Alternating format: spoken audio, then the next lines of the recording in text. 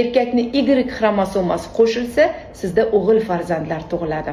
10 million, 15 million pul sarflab, mana bu ovqatlarni yesang o'g'il, qiz bo'ladi degan cho'pchaklarga ishonib yuribsizmi? Ginekolog sohasida ishlayotgan bo'lsam, har doim ustozlarimdan olgan haqiqatni sizga aytishga harakat qilaman. Profilimda juda ko'p videolar chiqardim. Dunyo milliarderlarini misol qildim.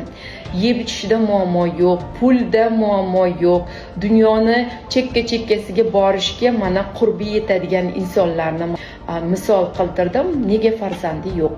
Sizning o'g'il yoki qiz farzand ko'rishingiz birinchi navbatda Allohga bog'liq. Alloh sizni ne'mati bilan siylasa beradi. Siylamasa bermaydi, bepusht qilib ham yaratadi. Bu birinchidan.